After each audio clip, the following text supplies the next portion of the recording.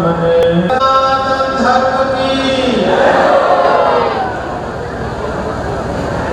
माँ सरिया देवी के कौन सा ये ना ये 39वां माँ सरिया देवी मंदिर विकास समिति द्वारा आयोजित 39वें चौधाला के मेले में मेरे समूह विराजमान समाज के अग्रगण्य पिता तुल्य बुजुर्गों, श्रद्धा भक्तिमय माताओं, युवाओं, आप सबको सादर अभिवादन पूर्वक जय श्री कृष्ण। सज्जनों, आज मैं केवल आपको लड़ने के लिए आया हूँ। खुला हृदय रख के सुनना, आज कोई सत्संग की बात करने नहीं आया हूँ, केवल लड़ना है। वहां से तय किया था कि आज लड़ना नहीं है। पहले कपूर जी को मैंने कहा था कि मैं कई बार गंगा प्रसादियों में आया हूँ, पर वहाँ पर आते हैं तो बैठने की व्यवस्था भी नहीं होती। हम इतने दूर से 100 किलोमीटर से चल के आते हैं, क्या सबके दर्शन करने आते हैं? क्यों आते हैं यहाँ पर? हमारा उद्देश्य क्या है कि समाज के बीच में जाएंगे, 2 बातें अच्छी कह के आएंगे, समाज के लोग अपने व्यक्तिगत जीवन में उतारेंगे और समाज में भी लागू करेंगे तो खूब भला होगा। इसलिए आते हैं। और तो मेरा आपसे क्या लेना देना? मैं आपसे रुपया मांगने तो नहीं आता हूँ। आज तक मैंने किसी से आपसे कभी रुपया मांगा हो तो बता देना कि रुपया मांगा है। किसी से मांगना है क्या? कभी नहीं मांगा। आता हूँ इसलिए 2 बातें कहूँगा, उसको आप समाज में उतारोगे। कपूर जी को पहले कहा, मैंने कहा बैठने की व्यवस्था करना, कितने बजे पहुंचना? बोले बाबू 9:30 10 बजे बाजार जाओ। लो 9:30 10 माने आधा घंटे का तो लेट पड़ेगा।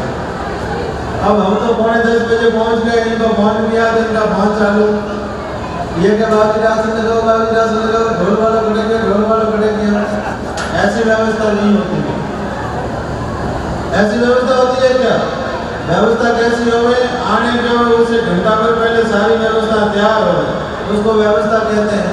बाद में भी तो करते हो, दौड़ के करते हो, तुरंत होने का होता, आसन भी लगाते हो, बुलाते हो, तो पहले व्यवस्था किया हो तो कितना बढ़िया रहे। मैं आपसे निवेदन करता हूँ, कठोर सत्य निवेदन कर रहा हूँ। 4 साल के आप लोगों के बीच में आ रहा हूँ, मुझे 4 साल हो गई। सर्वप्रथम एक बार अपने बाइक रैली निकाली थी, उसमें पूरी यात्रा में साथ में बैठा था, गांव-गांव गए थे। तब तो आप मेरे से अपरिचित होंगे, अब तो आप सब परिचित हो। फिर भी व्यवस्था में सुधार क्यों नहीं हो रहा है? बैठने की व्यवस्था में सुधार नहीं होता है। अब सारा ठेका मैंने लिया हुआ है समाज को सुधारने का, आपके मन में कोई है ही नहीं। या मेरे ही गरज है कि मैं समाज को सुधारूंगा, मैं समाज को सुधारूंगा, ऐसी गरज मेरे ही है, आपको कोई गरज है ही नहीं। ईमानदारी से बताना कि मेरे को गरज है तो आपको भी कोई गरज है। एक तरफा तो कोई होता नहीं है। अब हम तो लगे हैं समाज के लिए। हमने तो पहले आपसे निवेदन किया था कि मैं तो समाज को संस्कारवान समाज बने, सुशिक्षित समाज बने, व्यसन मुक्त समाज बने, समाज में अच्छाइयाँ आवे, बुराइयाँ मिटे और ऐसा समाज सुंदर संगठित रहे। बोलो आप ये चाहते हो कि नहीं चाहते हो? क्या मेरा घर का काम है? मैं कह रहा हूँ ये कि भाई मेरे घर का काम कराना है, इसलिए यहाँ में रात दिन हम लोग दौड़ रहे हैं, आपके बीच में आ रहे हैं, तो क्या मेरे बच्चों के पीछे जागीरी खड़ी करनी, उसके लिए हम दौड़ रहे हैं? थोड़ा बहुत भी हम लोग विचार नहीं कर रहे हैं। यहाँ तो आपका मेरे से अपनापन नहीं है, यहाँ आपने मुझे अपना माना नहीं है। मेरे को आपने कहा होगा कि ठीक है महाराज ये करते हो, ऐसे मान रखा है। अगर आपने मुझे अपना माना होता, अगर आपका मेरे से अपनापन होता, तो एक बार कही हुई बात को भी आप स्वीकार कर लेते, दोबारा कहना भी न पड़ता। आप मेरे साथ में पधारिएगा, जो समाज के प्रमुख लोग हो। मैं बाड़मेर की यात्रा पर जाता हूँ, आप मेरे साथ में आना कि वहाँ लोग कैसे सुनते, कैसे परिवर्तन आया। आप मेरे साथ में जालोर जिले की यात्रा पर आना, वहाँ पर लोगों ने कैसे परिवर्तन किया है। जहाँ पर लोग बैठते हैं, हम चाहे 3 घंटा बैठ लें, वहाँ पर चाय तक सभा में नहीं आती है। और यहाँ तो हम बैठे होते, मेरे पास से बैठे बैठे वीडियो भोगते रहते हो, पास में बैठे बैठे घुट के पीते रहते हो। अब हम तो नशा के विरोधी है, आप अपने बच्चों को क्या देना चाहते हो? मैं बात करता हूँ संस्कारों की, जान भी जाता हूँ। सबसे पहले संस्कार बैठने उठने से प्रारंभ होते हैं। हमारे को बड़ों के सामने कैसे बैठना चाहिए, बड़ों के सामने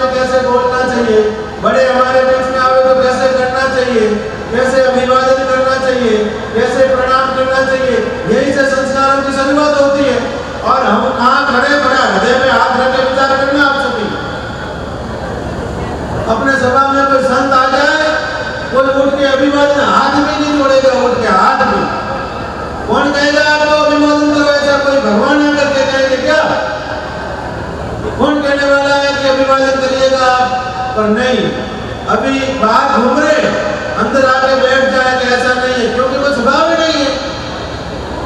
न तो हम किसी के पास जाते हैं, न किसी की मानते हैं, न किसी का कहना करते हैं। अब कहेगा कौन, बताइए आप मुझे, किसकी मानोगे आप? भगवान तो ऊपर से आके कहेंगे नहीं, कोई साधु कहेगा उसकी मानोगे नहीं, किसकी मानोगे बताओ आप? न तो ढंग से अभिवादन करना आता है, न किसी का मुझे अभिवादन नहीं चाहिए। आप ऐसा मत मानना कि महाराज को प्रणाम करना, मुझे आपका प्रणाम नहीं चाहिए, मुझे माला भी मत पहनाना, मुझे मंच में भी मत बैठाना। मैं तो जो बातें कर रहा हूँ वो आप जीवन में उतार लो, समाज में लागू कर दो, मेरा तो काम हो जाएगा। मेरा सम्मान भी मत करना, मैं आऊँ तो आप तिरस्कार करके परिवार भेज देना, कोई बात नहीं, मुझे बुरा नहीं लगेगा, पर मेरी बात का आप सम्मान कर देना तो मेरा तो सम्मान हो जाएगा। हम बात का कितना सम्मान कर रहे हैं, संस्कारों की बात करते हैं तो संस्कार में बिल्कुल कोई निकट ही नहीं पटकता है।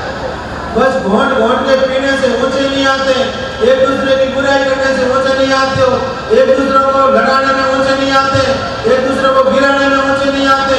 भाई भाई की नहीं मानेंगे, दूसरा कहेगा तो मानोगे, भाई भाई का सहयोग नहीं करोगे, दूसरों का सहयोग करने चले जाओगे। तो ये क्या स्थिति है समाज की? ये बात करते हैं तो आपको अच्छी नहीं लगती होगी, यहाँ तो अच्छी नहीं लगती है, यहाँ आपको जीवन में उतारनी नहीं है। दोनों में से एक बात पक्की कर रखी है। अब मैंने भी पक्का कर रखा है कि एक बार मैं 100 बार आकर के कहूँगा आपके बीच में, 100 बार आकर के कहूँगा तो एक न एक बार तो परिवर्तन आएगा कि नहीं आएगा? जरूर आएगा परिवर्तन। बताइए, ऊपर ले आओ हमारे लिए।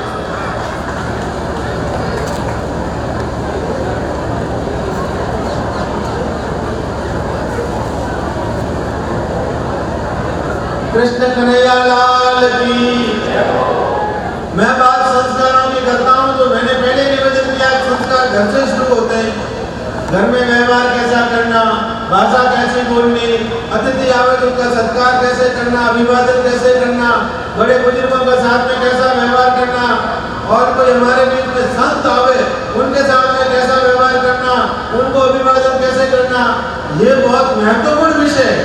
पर हम लोग तो पता नहीं किस लोक में रहते हैं। आपके बच्चे भी आपका कहना नहीं मानेंगे, देख लेना। आप लोग तो यहाँ पर बैठ के पीते रहना, घोट घोट के बीड़ियाँ पीते रहना, अफीम पीते रहना, डोडा पीते रहना, तो आपके बच्चे किस दिशा में जाएंगे? बाद में सिर में हाथ पीट के रोगे, हमारे बच्चे हमारा कहना नहीं मानते। आज यहाँ पर जितने बड़े बुजुर्गों की संख्या है, उतने युवा लड़के बाहर घूमते, पर उनको अंदर से कोई मतलब नहीं है, उनको साधुओं से कोई मतलब नहीं, उनको प्रवचन से कोई मतलब नहीं, उनको समाज से भी कोई मतलब नहीं रहेगा, उनको बड़े बुजुर्गों से भी कोई मतलब नहीं है। ये गलती किनकी है? ये गलती हमारी है, पर हम इस पर ध्यान नहीं देते। मेरा बच्चा स्मार्ट बनना चाहिए, मेरी बच्ची स्मार्ट बननी चाहिए, सब स्मार्ट बनाने में लगे हुए हो। मेरा बच्चा शिक्षित होना चाहिए, बिल्कुल शिक्षित होना चाहिए, पढ़ना चाहिए, पर शिक्षा संस्कारों से युक्त होनी चाहिए। संस्कारों से युक्त शिक्षा होगी तो आपके बच्चे पढ़े लिखे होंगे तो आपकी आज्ञा का पालन करेंगे। अगर संस्कारों से युक्त शिक्षा नहीं होगी तो आपके बच्चे भी आपकी आज्ञा का पालन नहीं करेंगे। आज वेशभूषा बदल रही है, लड़के कैसे कैसे बाल कटवा रहे हैं, कैसी कैसी दाढ़ियां रख रहे हैं, मुसलमानों जैसी दाढ़ी रखने लग गए, और उसको कहोगे तो आपका कहना मान के वो कटवाएंगे नहीं करेंगे। आपकी हिम्मत हो तो अपने बच्चे की दाढ़ी कटवा दो, जिसने रखी है वो कटवा दो अपने बच्चे की दाढ़ी। माता बैठिए, आपकी बच्चे जींस पैंट और टी शर्ट पहनती है, अगर आपकी हिम्मत है तो उसको जींस पैंट की जगह उनको पहना दो घाघरा कुर्ता, पहना दो। अगर हिम्मत है तो नहीं है आप लोगों की हिम्मत, जो गलती आपकी है, मूल में गलती है। बचपन में संस्कार देते नहीं हो, संतों के पास में लेके जाते नहीं हो, कोई कहता है तो उसका मानते नहीं हो, फिर कैसे सुधार होगा? मुझे बताओ। आप सुधार हो जाए तो बता दो कि हम ऐसे सुधार कर लेंगे। हम आपके बीच में 4 साल से आ रहे हैं, अभी तक एक रत्ती भरी मुझे सुधार नहीं लगता। बारी तहसील में रत्ती भरी आते आते मुझे 4 साल हो गए, एक रत्ती भरी किसी एक व्यक्ति में भी परिवर्तन आया होता तो मैं मान लेता कि मेरा कहना सार्थक हो गया। अब पता नहीं क्या बात होगी मन में, राम जाने, आपके मन की तो मैं कैसे जान सकता हूँ? आपके मन की तो आप जान सकते हो या भगवान जान सकते हैं, मैं तो जान नहीं सकता हूँ। मैं तो ईमानदारी से लगा हूँ और मेरे अंदर तो कोई भेदभाव है नहीं, मेरे अंदर तो कोई मालूम है कोई गौड़ा है, मेरे अंदर तो भेद नहीं है। मैं तो ईमानदारी से सभी के साथ में न्यायपूर्वक सेवा कार्य में लगा हूँ और एक संकल्प पर लगा हूँ कि मेरे समाज को भक्ति प्रधान समाज बनाऊंगा, मेरे समाज को संस्कारवान समाज बनाऊंगा, मेरे समाज को सुसंस्कारों से संपन्न और सुशिक्षा से संपन्न समाज बनाऊंगा, मेरे समाज को वैसा मुक्त समाज बनाऊंगा, मेरे समाज को समृद्धिशाली समाज बनाऊंगा और ऐसे समाज को सुंदर संगठित करूंगा एक जगह पर। अब मेरा तो संकल्प में भाव है, अब चलना वो आपकी मर्जी है, आप कितने चलते हो आपकी मर्जी है, पर चलोगे नहीं, यहाँ पर माथा हिला दोगे, ताली बजा दोगे, पर जो करना चाहिए वह करोगे नहीं, पुराने ढर्रों को लेकर बैठे रहोगे। नया कोई परिवर्तन करना बिल्कुल नहीं, परिवर्तन नहीं करेंगे। पुराना कोई ढर्रा ऐसा ही, बस ऐसे ही महिलाओं के घाघरे होने चाहिए, ऐसे ओढ़ना होना चाहिए, ऐसे ये होना चाहिए, ऐसे होना चाहिए, मना ही नहीं है, पर सारे नियम महिलाओं पे थोपते हो। कभी कोई अपने समाज में परिवर्तन करने पे सोचते हो क्या कि भाई सामूहिक बैठेंगे वहां पर अफीम नहीं चलेगा, सामूहिक बैठेंगे वहां पर बीड़ी नहीं चलेगी, बच्चियों को बढ़िया पढ़ाएंगे, बच्चों को बढ़िया पढ़ाएंगे, संस्कार एवं शिक्षा लेंगे, ये कोई बात नहीं करेंगे। बैठेंगे वहां घोट के पीना है, बीड़ी पीनी है, अफीम पीना है, तंबाकू खाना है, गुटखा खाना है, चाय पीनी है, चाय अच्छी नहीं बनी थी, वो व्यवस्था अच्छी नहीं थी, बैठना कैसे वो नहीं सीखा अभी तक, बैठना नहीं आएगा ढंग से, बाकी सब बातें कर लेंगे।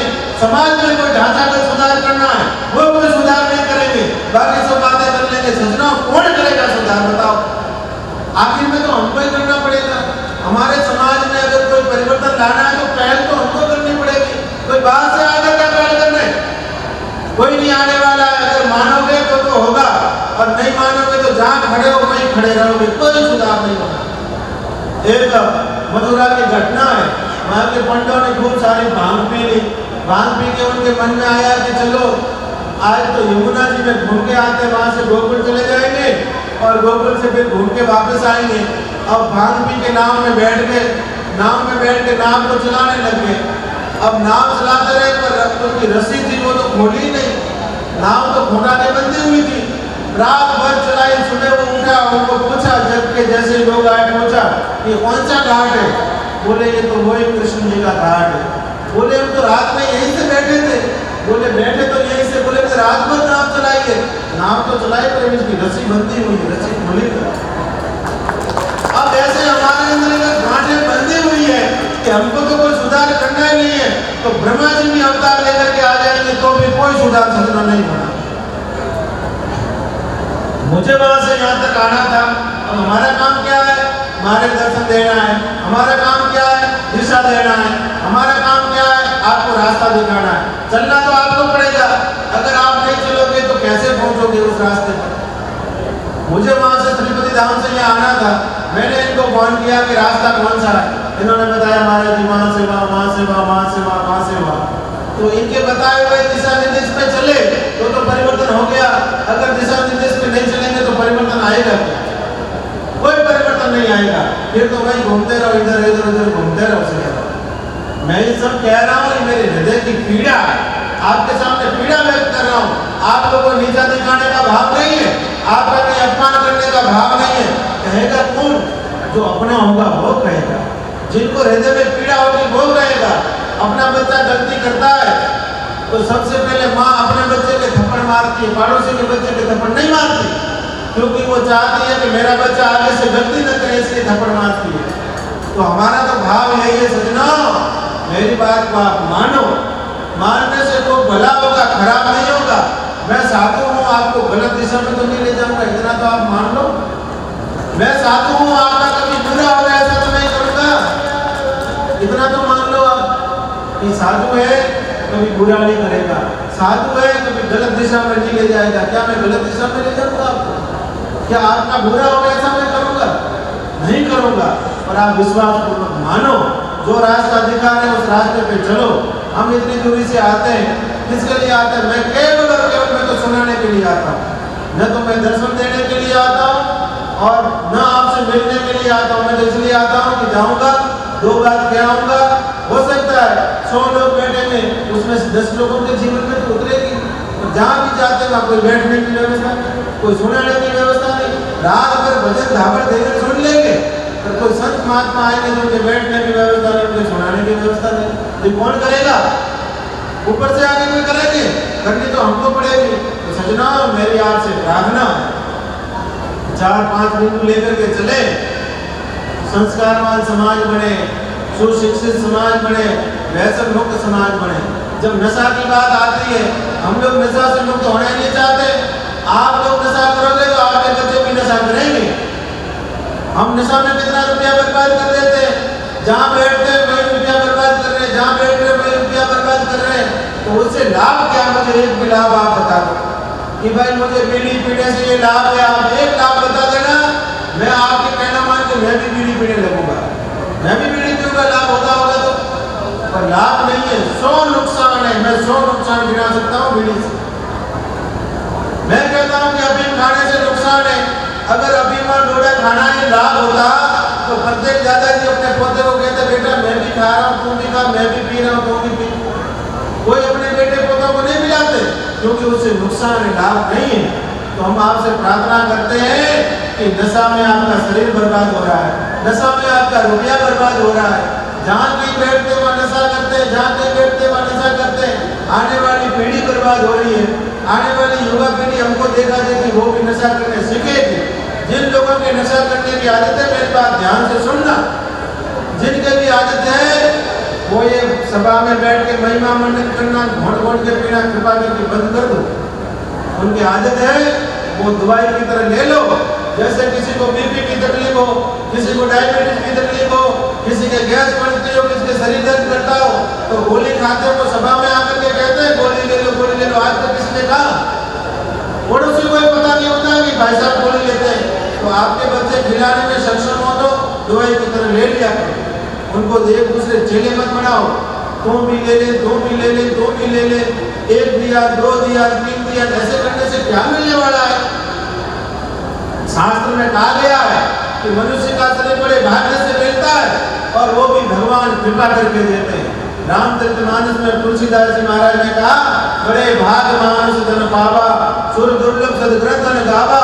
बड़े भाग्य से मनुष्य का शरीर मिले, वो भी भारत की पुण्य भूमि में मिले, उसमें भी सनातन हिंदू के घर में जन्म हो, उसमें भी कुमार जैसे पवित्र कुल में जन्म हो। ये हमारा वो भाग्य नहीं है, हम तो ऐसा मानते ना। कब रुद्र कृपा करे नरतन देही, देख ईश बिनु हेतु सनेही। कभी भगवान कृपा करके मनुष्य का शरीर देते। मनुष्य का शरीर बर्बाद करने के लिए नहीं दिया, मनुष्य का शरीर भगवान ने भगवान का भजन करने के लिए दिया और सेवा करने के लिए दिया। अगर भजन नहीं करोगे, सेवा नहीं करोगे और इस मनुष्य शरीर को बर्बाद करोगे तो भागवत में क्या लिखा हुआ सुन लो। स्पष्ट लिखा हुआ, भागवत जो पढ़ते हो श्रीमद् भागवत को आप पढ़ना, उसमें लिखा हुआ है कि भगवान ने कृपा करके मनुष्य का शरीर दिया है। वो दिया है भगवान से प्रेम करने के लिए, नाम लेने के लिए, सत्संग सुनने के लिए, भगवान की लीलाओं के दर्शन करने के लिए। अगर वो नहीं करोगे तो भगवान दूसरे जन्म में आपको मनुष्य नहीं बनाएंगे। तो क्या बनाएंगे? गांव की गली का भड़ूरा बनाएंगे, गांव की गली का कुत्ता बनाएंगे, गांव की गली की बिल्ली बनाएंगे, गांव की गली का गधा बनाएंगे, गांव की बिल्ली, गांव का ऊंट बनाएंगे। फिर गांव के चारों तरफ अपन घूमते रहेंगे और अपना घर देखेंगे, घर के निकट जाएंगे तो बच्चे लाठी लेकर तैयार है। स्पष्ट लिखा हुआ है, मेरे मन से नहीं कह रहा हूँ। इसलिए सजना मानव जीवन को सार्थक करो। सार्थक क्या है? अच्छे काम करें, बढ़िया ऐसे कार्य करें। कबीरदास जी ने कहा है, कबीरा जब हम पैदा हुए जग हंसे हम रोए, ऐसी करनी कर चलो हम हंसे जग रोए। ऐसे कर्म करके जाओ कि जगत को याद कर रहा है, फलान जी कितने अच्छे थे, चले गए संसार से। अपने किशोर जी लालपाई वाले गए, सब लोग उनको आज भी याद कर रहे थे, अरे किशोर चला गया, अरे किशोर चला गया। क्यों याद कर रहे हैं? क्योंकि उसने सेवा की। हमारे समाज में त्याग का आदर है। आपको भगवान ने बढ़िया शरीर दिया है, अच्छे से समाज की सेवा करो। आपको भगवान ने अच्छा मन दिया है, मन से समाज की सेवा करो। आपको भगवान ने धन दिया है, धन से समाज की सेवा करो। जो त्याग करेगा उनका आदर होगा, जो त्याग नहीं करेगा उनको कोई भी याद नहीं करता है। सज्जनों, इस देश की आजादी के लिए जिन्होंने प्राण न्यौछावर कर दिए, उनको हम आज भी गर्व से याद करते हैं। चंद्रशेखर आजाद, भगत सिंह, सुभाष चंद्र बोस, हम कितने लोगों को याद करते हैं, क्योंकि उन्होंने दूसरों के हित के लिए, दूसरों की सेवा के लिए अपने प्राण न्यौछावर कर दिया। तो हमको प्राण न्यौछावर नहीं करने, हमको अपने अपने आदतें छोड़नी है, अपने अपने अधिकार छोड़ने। अगर हम लोग अपनी अपनी आदतें छोड़ लेंगे और समाज के लिए कुछ करने लग जाएंगे तो सजना समाज तो आपका आदर करेगा। भाई मिलकर के रहो। समाज के व्यक्ति को एक दूसरे को नीचा दिखाने का काम मत करो। कोई कार्य करता है उसको नीचा दिखाने का कार्य करते हैं, उनकी बुराई करते हैं छोटे पे। आपका बच्चा गलती करता है तो क्या आपकी बुराई करते हो? कोई बुराई नहीं करेगा। आपका बच्चा गलती करेगा तो बुराई नहीं करोगे। आपका बच्चा आगे बढ़ जाए तो आप गिराने का प्रयास नहीं करोगे। समाज का कोई बच्चा आगे बढ़ेगा तो उसकी बुराई करेंगे, हमको गिराने का प्रयास करेंगे। उससे क्या मिलना है मुझे बता दो कि हमको लड्डू प्राप्त हो जाएगा, कोई फल मिल जाएगा, क्या मिल जाएगा? मिलना जाएगा कुछ नहीं है, पर नुकसान जरूर होना है। इसलिए सज्जनों, मेरी आपसे प्रार्थना है कि अब जो हुआ सो हुआ, अब नए से शुरुआत करो। जो हो गया सो तो हो गया, जहाँ से है वहीं से खड़े, वहाँ से अच्छे कार्य की शुरुआत करो। 5 बिंदु लेकर के समाज में जा रहा हूँ। प्रत्येक व्यक्ति संकल्प ले कि मैं संस्कारवान बनूंगा, मेरे परिवार को संस्कारवान बनाऊंगा तो पूरा समाज संस्कारवान बन जाएगा। मैं शिक्षित बनूंगा, मेरे परिवार को शिक्षित बनाऊंगा तो पूरा समाज शिक्षित बन जाएगा। मैं व्यसन मुक्त बनूंगा, मेरे परिवार को व्यसन मुक्त बनाऊंगा, पूरा समाज व्यसन मुक्त हो जाएगा। मैं समृद्धिशाली बनूंगा, मेरे परिवार को समृद्धिशाली बनाऊंगा, पूरा समाज समृद्धिशाली हो जाएगा। और मैं संगठित रहूंगा तो मेरा परिवार संगठित रहेगा, मेरा परिवार संगठित रहेगा तो पूरा समाज संगठित हो जाएगा। आज हम संगठन की बात करते हैं, हम एक दूसरे के साथ मिलकर नहीं चलते, एक दूसरे का सहयोग नहीं करते, हम दूसरों की मानते हैं, अपनों की नहीं मानते। भाई कहता तो भाई की नहीं मानते, पड़ोसी कहता तो पड़ोसी की मानेंगे। वो तो कैसे संगठन रहेगा? क्या संगठन रह सकता है? मैं कई बार कहता हूँ, छोटू सत्य आपसे निवेदन कर रहा हूँ एक बात कि भगवान ने प्रजापति समाज के लोगों को सोचने की शक्ति तो दी ही नहीं। दूसरों के चिंतन में चलते हैं, अपना चिंतन तो करते ही नहीं। किसमें मेरा भला है, किसमें मेरा बुरा है, कौन मेरा भला करने वाला है, कौन मेरा बुरा करने वाला है, क्या करने से मेरा भला होगा, क्या करने से मेरा बुरा होगा, ये तो कम से कम हम सोचें। अगर ये सोचने लगेंगे तो अपने आप अपने चिंतन से कार्य होने लगेगा। और दूसरा कहेगा उसका मानेंगे, अपना कहेगा उसका नहीं मानेंगे। उसका मैं आपके सामने प्रमाण हूँ। मैं 4 साल से कह रहा हूँ, आपका नहीं हूँ क्या नहीं? अगर आप मुझे अपना मानते तो आप मेरी बात मान लेते। क्या करें, अभी तक मेरी बात को माना ही नहीं आप लोगों ने। अब मानिएगा, कोई बात नहीं। इतना समय गया तो बर्बाद हुआ, वो तो हुआ ही है। अब समय बर्बाद होता वो तो वापस आता थोड़ा ही। 1 मिनट बीत जाए, 1 मिनट को वापस जाना चाहे तो बोले अरबों रुपया खर्च कर, तो वो मिनट तो नहीं आ सकते। इतना मूल्यवान समय जा रहा है और हम लोग कोई परवाह नहीं कर रहे, पता नहीं किस धुन में चल रहे। इसलिए सज्जनों, संगठित रहो। कभी हमारे समाज के किसी व्यक्ति के ऊपर संकट आवे तो सामूहिक मिल के आप उसका सामना करो। डरो मत, पता नहीं भगवान ने साहस नहीं दिया। डरते आपके भाई के साथ में हो रहा है तो इनका हो रहा है, मेरा नहीं हो रहा। अरे कल तेरे साथ में भी ऐसा होने वाला है। यहाँ जितने विराजे हो, अगर एक व्यक्ति को आप पूछ लोगे आपके अंदर एकता है तो यहाँ 1000 लोग बैठे सभी कहेंगे हमारे समाज में एकता नहीं है, हमारे समाज में एकता नहीं है। अरे भाई, आप कह रहे हो हमारे समाज में एकता नहीं, तो आपने अपने समाज की एकता के लिए कार्य क्या किया वो मुझे बताओ। क्या कार्य किया? तो सब यही कहेंगे हमारे समाज में एकता नहीं, हमारे समाज में एकता नहीं। तो उसके लिए त्याग का त्याग, तभी एकता आएगी, तो एकता कहाँ से आएगी? इसलिए सज्जनों, मेरी प्रार्थना है आपसे कि आपकी अंगुलियां हैं, अगर ये बिखरी हुई रहेगी तो कोई मोड़ देगा, और ये ऐसे मोटी बना दो तो खोलने में पसीना आ जाएगा सामने वाले को। झाड़ू होता है, झाड़ू सामान्य उदाहरण है। अगर जुड़ा हुआ रहेगा, बंधा हुआ रहेगा तो कचरा साफ कर लेगा, और रस्सी से बिखर गया तो स्वयं ही कचरा बन जाएगा।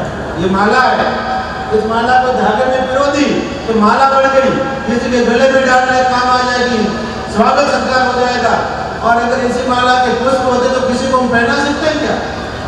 इसलिए मैं आपके बीच में धागा बन के आया हूँ। आप सब मोती हो, उस धागे में सब पिरो जाओ, इतनी सुंदर माला बन जाएगी, किसी के गले का हार बन जाएगा और किसी की शोभा बन जाएगी और सुंदर स्वरूप तैयार हो जाएगा। तो ऐसा करिएगा सज्जनों। मेरी आपसे प्रार्थना है कि संस्कारवान समाज हो, सुशिक्षित समाज हो, व्यसन मुक्त समाज हो, समृद्धिशाली समाज हो और ऐसे समाज का सुंदर संगठित समाज हो, तो खूब भगवान आपका भला करेंगे। इन्हीं शब्दों के साथ में आप सबसे आशा और विश्वास करता हूँ कि जो बातें आपको निवेदन की है, कुछ कड़वा निवेदन किया है। डॉक्टर के पास जाओगे तो कड़वी गोली देते हैं बुखार की, कभी चॉकलेट नहीं देते, पर कड़वी गोली लेने से बुखार उतरता है। अगर गोली लेकर के आओ घर में रख दो तो बुखार कभी नहीं उतरेगा। जो बातें की है, अब की बार जब भी सभा में आओ तो परिवर्तन दिखना चाहिए, में आऊँगा भी, बिल्कुल नहीं आऊँगा। अगर परिवर्तन नहीं होता है तो मुझे गरज है ऐसा नहीं, आपको भी गरज होनी चाहिए। तो मेरे बच्चों के लिए पीछे जाकर खड़ी नहीं करनी है। हम रात दिन दौड़ते, कई बार तो ऐसी स्थिति आती है कि रात में 2 घंटा विश्राम कर पाते हैं, रात में 2-2 बजे आते हैं और सुबह वापस 7 बजे निकलना है, पूरे 2-2.5 घंटा विश्राम नहीं कर पाते। हम किसके लिए दौड़ रहे हैं? थोड़ी बहुत आपको साधु के ऊपर ध्यान नहीं आती कि भाई साधु प्रयास कर रहा है, किसके लिए प्रयास कर रहा है? आपके समाज के लिए प्रयास कर रहा है। तो आपको इतना भी नहीं होता कि साधु प्रयास कर रहा है तो हमको भी इनके साथ में कंधा से कंधा मिलाकर लगना चाहिए, पर बिल्कुल नहीं, कहीं दया ही नहीं आती। थोड़ी बहुत तो मेरे ऊपर दया करके लगिएगा। और अब की बार आशा और विश्वास करता हूँ कि जो बातें निवेदन की है व्यक्तिगत समाज में उतारना और समाज के ढांचे में भी लागू करना, व्यक्तिगत जीवन में भी उतारना। और आशा और यही विश्वास है कि आप जो बातें कही है वो जीवन में उतारोगे, क्योंकि मैं आपका हूँ, आप मेरे अपने हो। आपको नहीं कहूँगा तो किसको कहूँगा? अगर मेरी नहीं सुनोगे तो आप किसकी सुनोगे? इसी भाव से बातें आपको निवेदन की है। इन्हीं शब्दों के साथ में अपनी वाणी को भगवान के चरणों में अर्पित करता हूँ। सभी आयोजकों को, सभी मुखियाओं को, सभी शिक्षित लोगों को, सभी माताओं को, बच्चों को, युवाओं को, सबको खूब खूब मंगल में आशीर्वाद देता हूँ और अपनी वाणी को भगवान के चरणों में अर्पित करता हूँ। सत्य सनातन धर्म की जय।